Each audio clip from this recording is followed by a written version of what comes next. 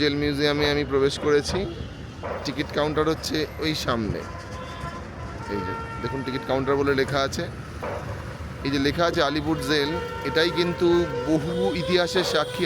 আলিপুর সংশোধনাগারে যারা যারা শহীদ হয়েছিলেন তাদের মধ্যে প্রথম ছিলেন কানাইলাল দত্ত 10ই নভেম্বর 1908 সালে, সত্যেন্দ্রনাথ বসু স্বাধীন ভারতবর্ষের তৎকালীন মেয়র যতীন্দ্রমোহন সেনগুপ্ত, যার ডাকনাম ছিল দেশপ্রিয়। তিনি 1930 সাল থেকে প্রায় 2 বছর ছিলেন এবং পরবর্তীকালেও একবার তাকে রাখা হয়েছিল এখানে। এটাই ছিল তার কারাকক্ষ। তার একটা প্রতিকৃতি করা আছে।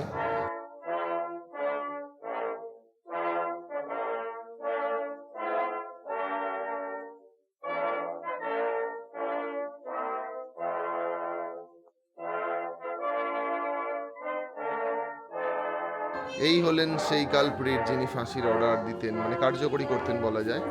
অর্ডার তো জাজ দিতেন, কিন্তু এখানে তিনি ফাঁসির অর্ডার কার্যকরী করতেন এবং বন্দীদেরকে ফাঁসির কক্ষে আসার আগেও তিনি কিন্তু তাদের উপর অকথ্য অত্যাচার করতেন।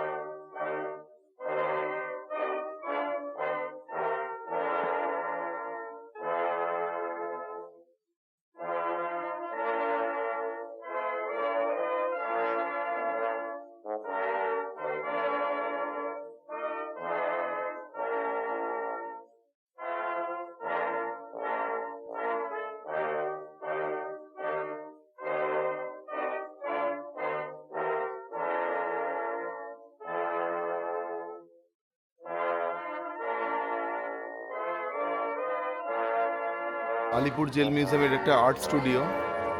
জেল মিউজিয়ামের মধ্যে আর্ট স্টুডিও, সংশোধনাগার মুক্তি ও বিকাশের এক সার্থক ক্ষেত্র, এই ভাবনাকে মূলমন্ত্র করে আলিপুর সংশোধনাগার সৃষ্টিশীল ও প্রতিভাধর বন্দীদের বৌদ্ধিক বিকাশের জন্য এই আর্ট স্টুডিওটা স্থাপন করেছিলেন।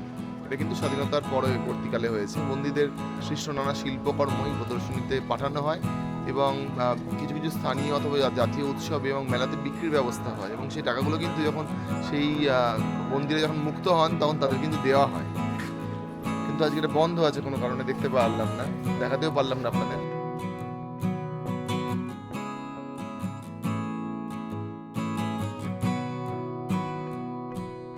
ডক্টর বিধানচন্দ্র রায় এই কক্ষেই দীর্ঘদিন বন্দী ছিলেন। ডক্টর বিধানচন্দ্র রায় কক্ষ এটি। নেহেরু জেল পোর্শনটা রয়েছে তার মধ্যে রয়েছে, একদম ডান দিকে।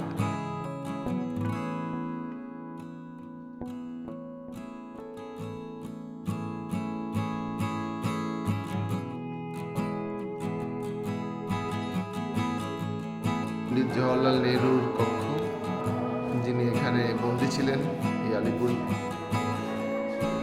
সংশোধনাগার, তখন নাম ছিল জেল, এখন তো এটা মিউজিয়ামে রূপান্তরিত হয়েছে। পণ্ডিত নেহরুকেও বন্দী থাকতে হয়েছিল এখানে। আলিপুর জেল মিউজিয়ামের মধ্যে নেহরু যে জায়গাটা রয়েছে, পণ্ডিত জওহরলাল নেহরু, সেখানেই এই ইন্দিরা গান্ধীর মূর্তিটি স্থাপন করা হয়েছে। গুদামঘর, এই গুদামঘরটা এখন খুব সুন্দরভাবে সাজানো হয়েছে। এখানে প্রথমেই লেখা আছে এক্সপিরিয়েন্স হিস্ট্রি আলিপুর জেল, বন্দে মাতারাম মন্ত্র এবং ইন্ডিয়ান ন্যাশনাল ফ্ল্যাগ রয়েছে। লেখাই আছে সেলফি জোন। আর এখানে প্রচুর বই রয়েছে স্বাধীনতা সংগ্রামীদের লেখা, বিখ্যাত বই, নীলদর্পণ, দীনবন্ধু মিত্রের অনেক বই রয়েছে, চাইলে দেখতে পারেন। বেশিরভাগই বই রয়েছে।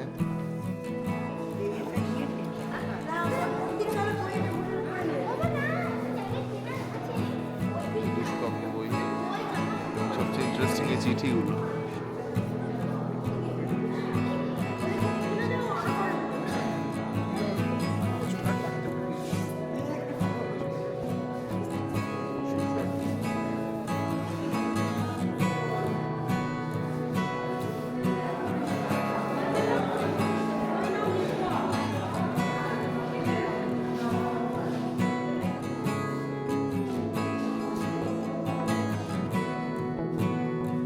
আলিপুর জেল মিউজিয়ামের মধ্যে গুদাম ঘরে আর কি কিছু নেতাজি সুভাষচন্দ্র বোসের দুষ্প্রাপ্য ছবি আছে, অরিজিনাল কিন্তু এগুলো রিফারবিশ কিছু করা হয়েছে, কিন্তু পিসগুলো অরিজিনাল।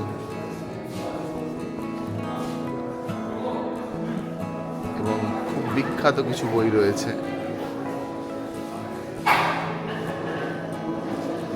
যেগুলো স্বাধীনতা সংগ্রামীরা জেলে বন্দিত অবস্থায় পড়তেন এবং সঙ্গে রাখতেন। আর এখানে আপনাদের এমন কিছু চিঠি রয়েছে, চাইলে আপনারাও চিঠি লিখতে পারেন। এমন নয় যে এগুলো খুব পুরনো, সব চিঠিগুলোই শুধু থাকবে এখানে, আপনারাও লিখতে পারেন।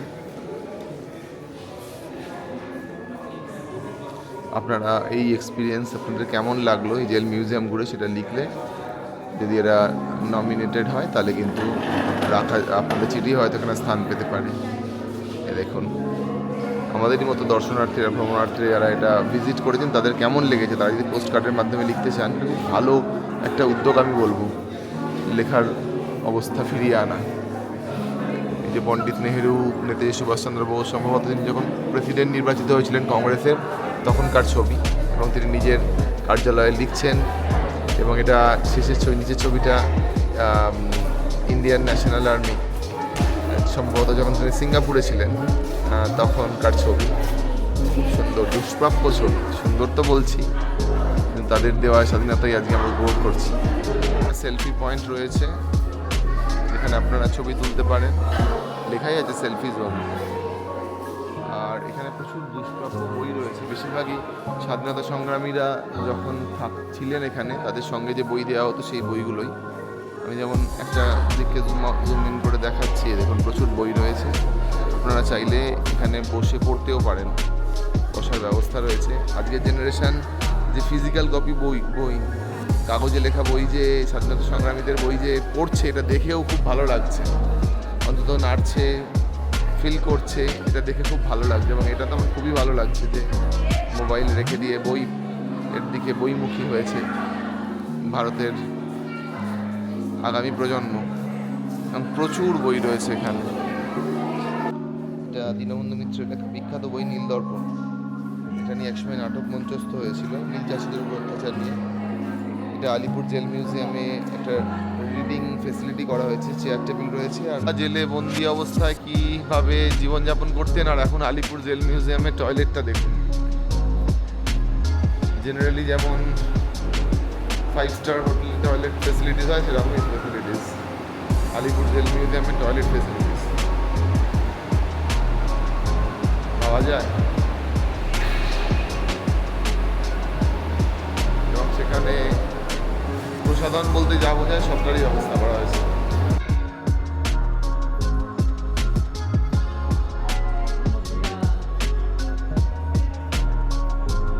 দেখুন আলিপুর জেল মিউজিয়ামের মধ্যে এটা তাঁতকল অংশ, যেখানে বন্দীদের এই যারা তাঁতি ছিলেন, যারা তাঁতের কাজ পারতেন, তাদেরকে তাঁতের কাজ করতে দেয়া হতো এবং সেই বস্ত্র কিন্তু বিক্রিও করা যেত এবং তারা নিজেরাও নিজেদের পোশাক আশাকের জন্য জেল কর্তৃপক্ষরা সেগুলো কিন্তু ব্যবহার করতে পারতেন।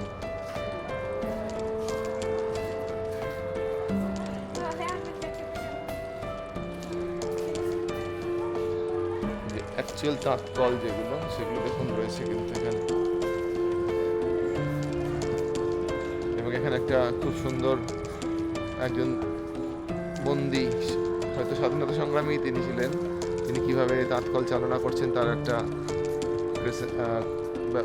মূর্তি প্রতিকৃতি করে দেওয়া হয়েছে। এদিকে আরও রয়েছে।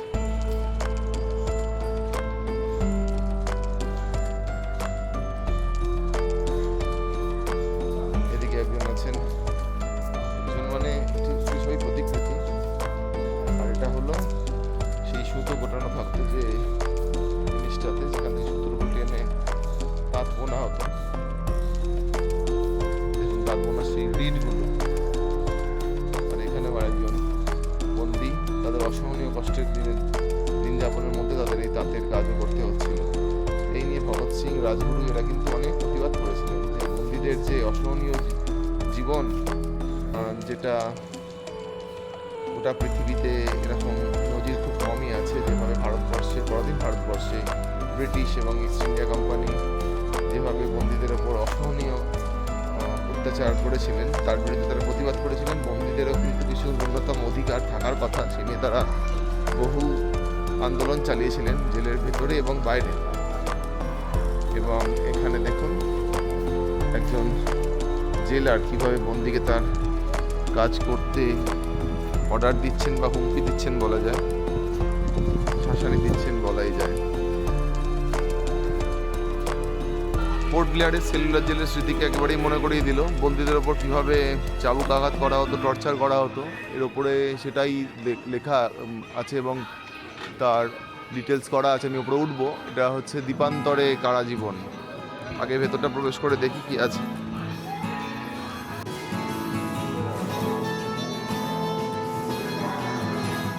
সেখানে আন্দামানের সেলুলার জেল দেখাচ্ছে, এক্স্যাক্টলি আন্দামানের সেলুলার জেল, যেটা আমরা 2017 ভিজিট করেছিলাম, তারগুলো টিভিতে দেখানো হচ্ছে। এই যে সেলুলার জেলের ওপর থেকে যে ভিউটা হয় সেটা আমরা দেখেছিলাম, এর ওপরে উঠেছিলাম, আমার মনে আছে। এবং এখান থেকে আন্দামান বে, আন্দামান উপসাগর দেখা যায়, সেটা দেখাচ্ছে। দ্বীপান্তরে বন্দি জীবন। এবং এইটা হচ্ছে বীর সাভারকার এই কুঠরি, একদম ডান দিকে ওপরেরটা, এই যে বীর সাভারকারের কুঠরি, যেখানে তিনি দীর্ঘদিন ছিলেন। এটা হচ্ছে আন্দামানের সেলুলার জেলের পুরোপুরি প্রোটোটাইপ বা রেপ্লিকা করা আছে। যদি এটা এরিয়াল ভিউ বা বার্ডস আই ভিউ হয়, মানে ড্রোন ভিউ হয়, তাহলে এভাবে হবে। চারপাশটা কিন্তু সমুদ্র দিয়ে ঘেরা। এটা হচ্ছে আন্দামানের সেলুলার জেল, যেটাকে বলা হতো কালাপানি। এবং এখানে কয়েদিদের ওপর অকথ্য অত্যাচার করা হতো এবং এখানে যাদের আনা হতো তারা বেশিরভাগই কেউ আর জীবন্ত অবস্থায় ফিরতে পারতেন না বলে শুনেছি।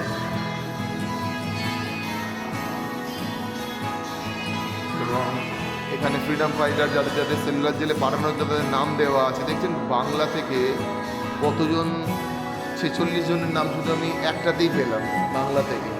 এই একটাতে ফার্স্ট যে লিস্টটাতে বাংলাতে আমি 46 জনকে পেলাম, শ্রী অবনীভূষণ চক্রবর্তী থেকে শুরু করে।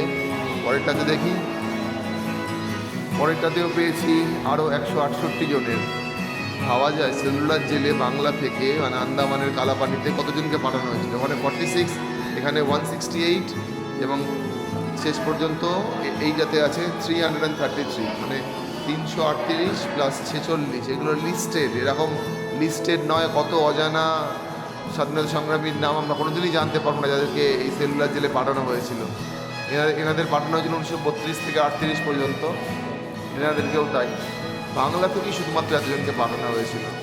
ভাবা যায় বন্দি জীবন কেমন হতো সেটা দেখার জন্য আপনাদেরকে এই স্টেপগুলো দিয়ে উঠে পড়তে হবে আলিপুর জেল মিউজিয়ামে। নিচেও কিছু করা আছে, নাম লেখা আছে, বিশেষ করে যারা যারা ওয়েস্ট বাংলা থেকে যাদেরকে আন্দামানে ট্রান্সফার করা হয়েছিল। আর বাকি অংশটাই ওপরে রয়েছে, খুব সুন্দর সিঁড়ি করা রয়েছে।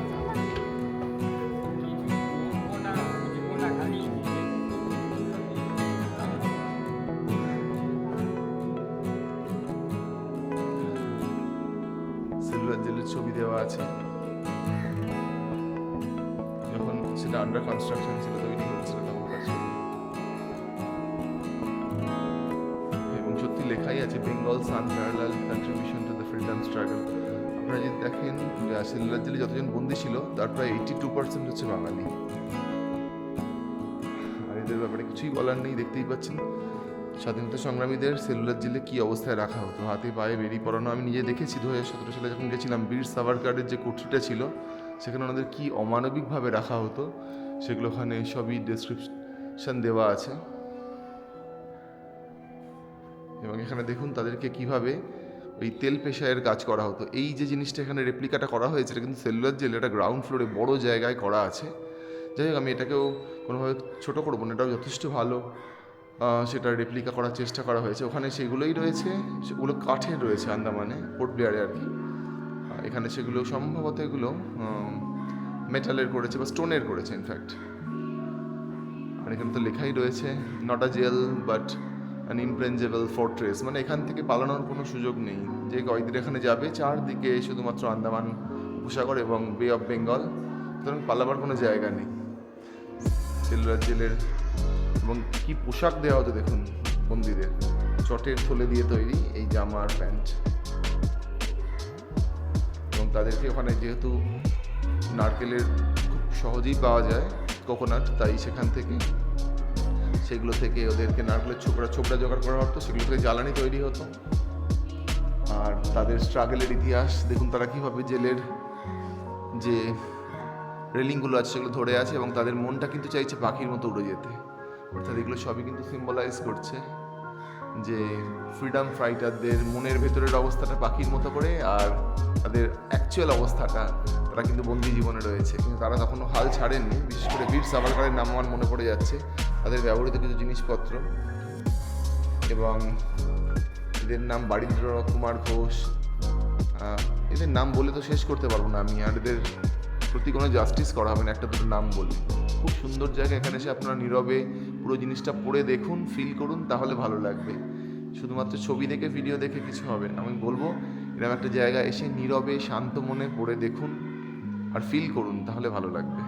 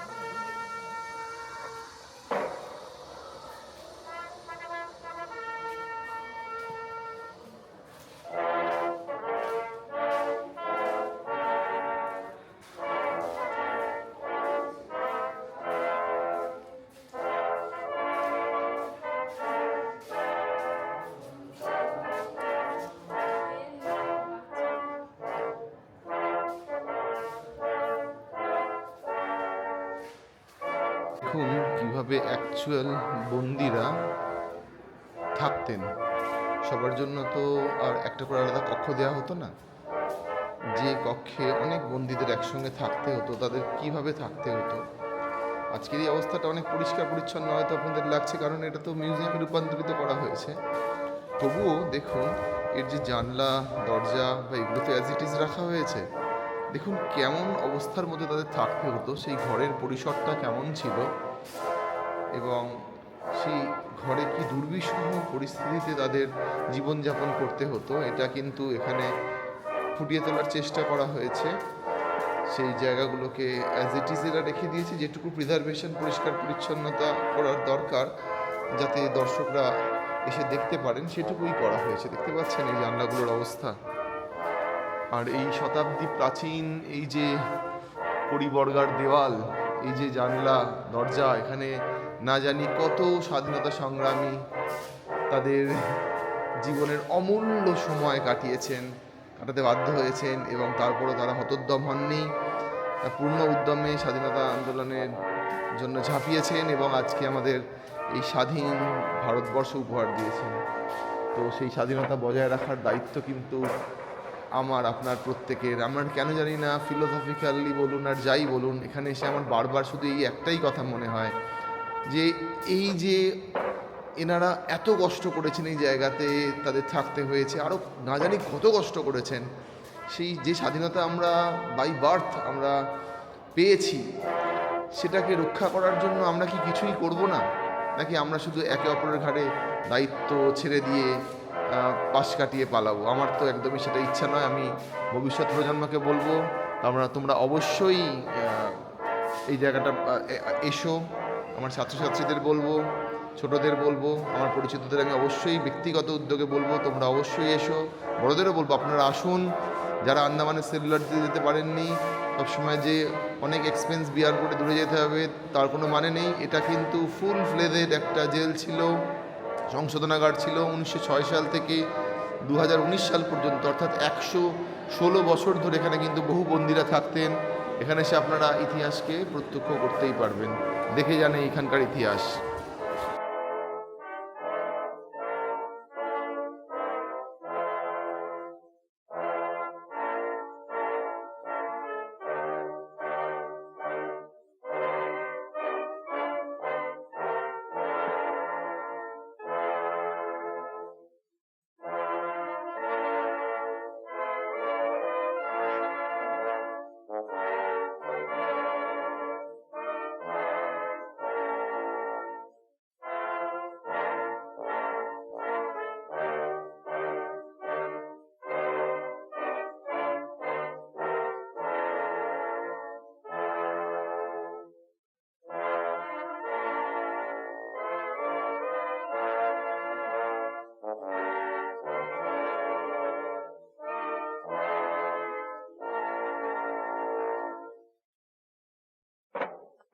দশায় কীভাবে চুলদাড়ি কাটা হতো সেটা একটা মডেলের মাধ্যমে রেপ্লিকা করে দেখানো হয়েছে এবং সাউন্ড এফেক্টটা খুবই ভালো করেছে। দেখুন কার কখন বাড়ি আসবে তখন সে সুযোগ পাবে। আর এখানে বন্দীদের ওপর অত্যাচার করা হচ্ছে। ব্রিটিশ এম্পায়ারের যে পুলিশ যারা ছিল, তাদের রেড শার্ট ছিল, তারা যে অত্যাচার করছেন, গায়ে চাবুক আঘাত করছেন, সেটাই দেখানো হয়েছে। একদম ইতিহাসকে আপনারা প্রত্যক্ষ করতে পারবেন এখানে আসলে। It's a must visit place for every Indian.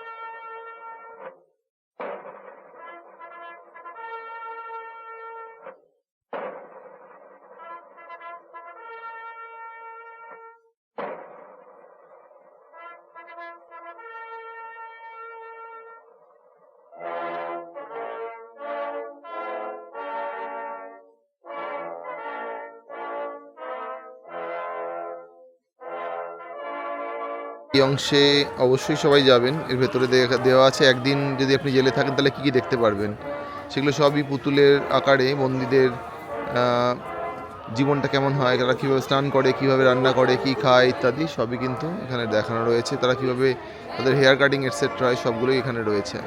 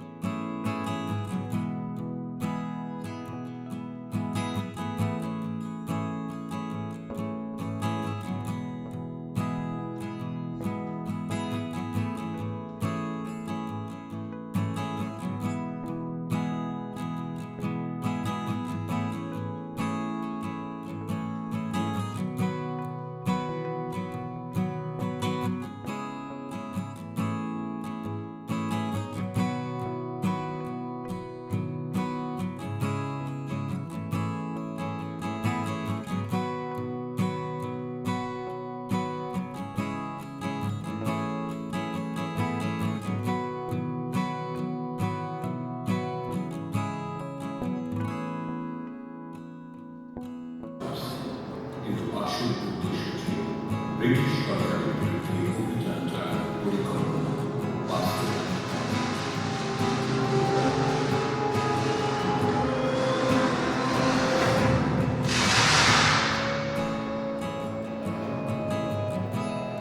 সেই সময় অরবিন্দ ঘোষ ও তাঁর ভাই বারীন্দ্র ঘোষের নেতৃত্বে সাপ্তাহিক পত্রিকা যুগান্তর প্রকাশিত হয়। এই পত্রিকা প্রতিনিয়ত সরকারের আক্রমণের শিকার হয়েছে, এমনকি নিষিদ্ধ করা হয়েছে। স্বাধীনতা সংগ্রামের প্রধান বিরোধীদের অন্যতম ছিলেন ন্যাশনাল ব্রিটিশ অফিসার কিংসফোর্ড, যিনি বারবার এই ধরনের সংবাদপত্র নিষিদ্ধ করেছিলেন। উনি ছিলেন বিপ্লবীদের প্রধান।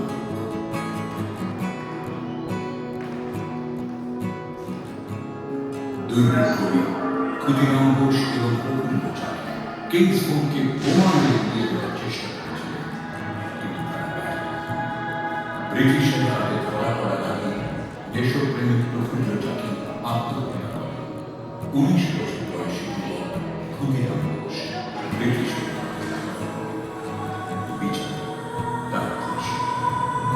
ব্রিটিশরা অভিযান চালিয়ে অনেক সক্রিয় সালে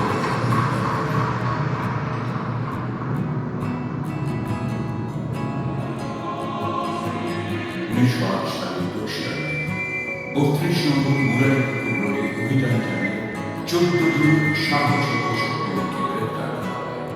তাদের বিরুদ্ধে রুজু করা হয় মানিকতলা বোমা ষড়যন্ত্র মামলা। আজ আমি যেখানে বসে আছি, এখানে 30 জন সাহসী বিপ্লবীরা কারাগারের চার দেয়ালে থাকতে পারে, কিন্তু দেয়াল কখনো বিপ্লবকে থামাতে পারে না। বিপ্লব ঝড়ের মতো ছড়িয়ে পড়েছিল চারদিকে।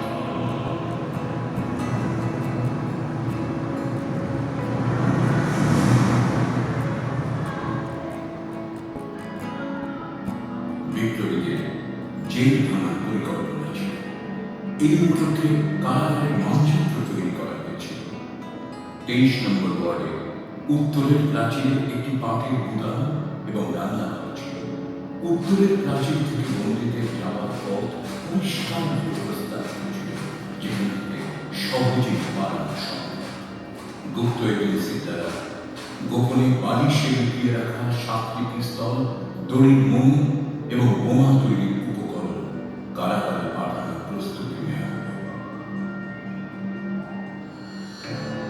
অরবিন্দ এবং বারীন্দ্র সহ প্রায় 30 জন বিপ্লবী ছিলেন এই জেলে।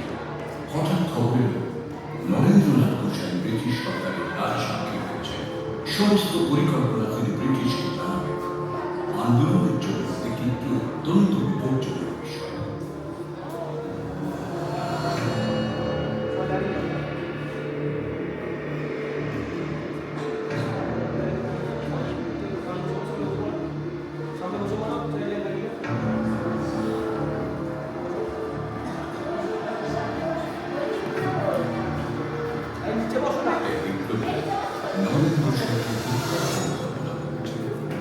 কানাইলাল দত্ত এবং সত্যেন্দ্রনাথ বসু নরেন্দ্র ঘোষকে হত্যার প্রতিরোধ করেছিলেন।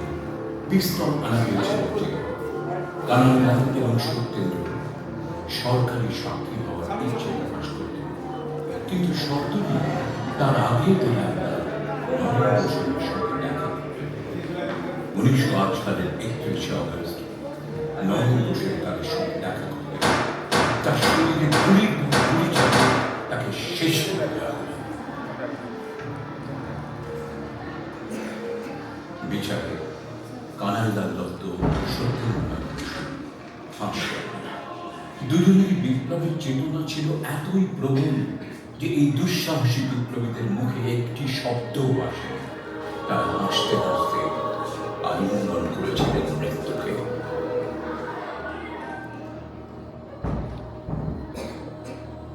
মানিকতলা বোমা ষড়যন্ত্র মামলায় অনেক বন্দীকে কালাপানিতে পাঠানো হয়েছিল। অনেককে প্রথমে মৃত্যুদণ্ড দেওয়া হয়েছিল, পরে তা কালাপানিতে পাঠানো এবং অন্যান্য শাস্তিতে রূপান্তরিত করা হয়েছিল। অরবিন্দ ঘোষের মামলা লড়েছিলেন প্রখ্যাত আইনজীবী চিত্তরঞ্জন দাস।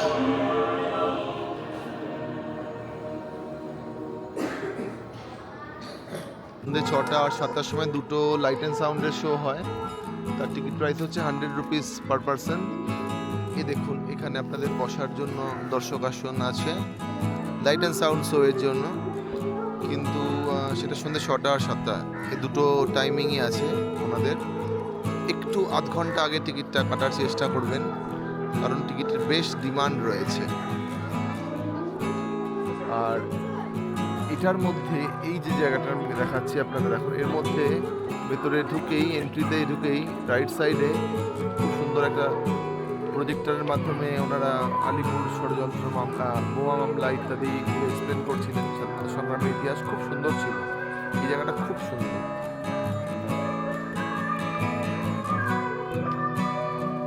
এবার আমরা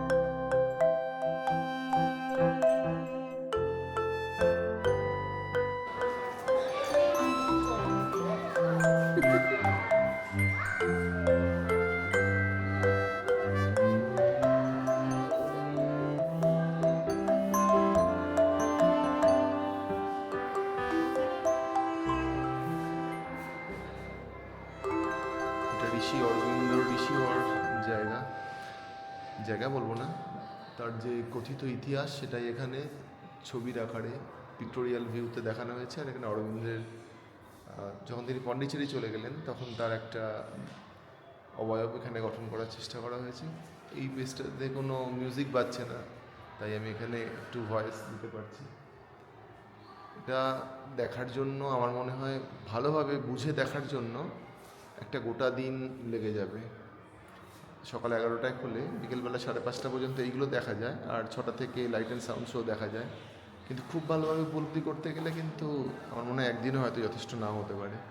এটা must visit place for all students and I specifically recommend this for every Indian. Aurobindo ঘোষের লেখা অনেক বই এখানে আছে। দ্য লাইফ ডিভাইন, অসামান্য বই। কিছুটা পড়ানো আমার সুযোগ হয়েছিল, কিছুটা এই কারণেই বলছি কারণ সবটা সত্যি আমি শেষ করতে পারিনি, তবে এবার শেষ করব, কথা দিলাম। অসামান্য সব বইপত্র। শুধু মানুষটার অবয়ব দেখলেই তো আর এই লেখাগুলো পড়লেই তো তাকে বোঝা যায় না, তার লেখা বইটা পড়তে হবে। এটা আমার ব্যক্তিগত উপলব্ধি। সবাই আসবেন, খুব সুন্দর। আলিপুর জেল মিউজিয়াম, জেল শব্দটা বাদ দিলাম, আলিপুর মিউজিয়ামই বলি, কারণ জেল নয়, স্বাধীনতা মিউজিয়াম বললে বোধহয় বেশি ভালো হবে। যেহেতু এটা আগেকার দিনে জেল ছিল তাই এটা জেল নামটা রয়েছে, কিন্তু নাম কিন্তু আলিপুর মিউজিয়াম।